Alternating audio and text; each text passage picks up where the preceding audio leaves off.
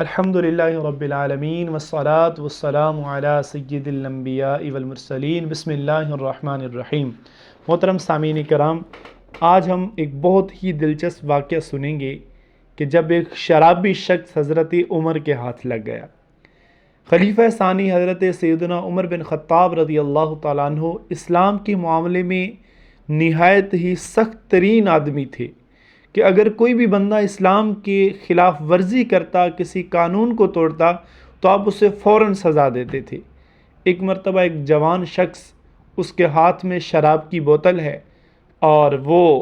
مدینے کی گلیوں سے چلتا ہوا جا رہا ہے اور سامنے سے حضرت سیدنا عمر بن خطاب آ گئے۔ اب ایک شخص حضرت سیدنا عمر بن خطاب کے سامنے شراب کی بوتل پکڑے ہوئے ہے اور حضرت عمر بن خطاب تو کسی کو معاف کرنے والے تھے نہیں۔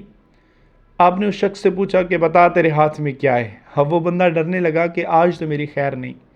لیکن اس نے دل ہی دل میں ڈرتے ہوئے اپنے رب کی بارگاہ میں عرض کی، مولا میں ساری زندگی شراب پی کر تیری نافرمانیاں کر کے تجھے ناراض کرتا رہا، آج عمر بن خطاب سے بچا لے، آئندہ کبھی شراب نہیں پیوں گا۔ اور اس شخص نے یہ دل ہی دل میں پکا ارادہ کیا کہ آج میں شراب سے پکی توبہ کرتا ہوں، اور ڈرتے ڈرتے حضرت عمر کی بارگاہ میں اس نے کہہ دیا کہ سیدی میرے ہاتھ میں جو بوتل ہے، اس بوتل کے اندر تو سرکہ ہے۔ حضرت عمر بن خطاب نے فرمایا چلو اس کا ڈھکن کھولیں اور مجھے چیک کروائیں۔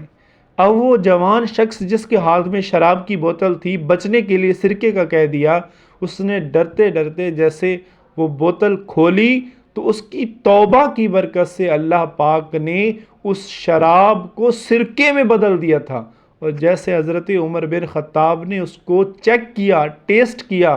تو واقعی میں سرکہ تھا۔ تو محترم سامعین کرام، دیکھا اللہ پاک کی بارگاہ میں سچی توبہ کرنے کی برکت سے اللہ پاک نہ صرف پچھلے گناہ معاف فرما دیتا ہے، بلکہ اللہ پاک دنیا میں رسوائی سے بھی بچا لیتا ہے۔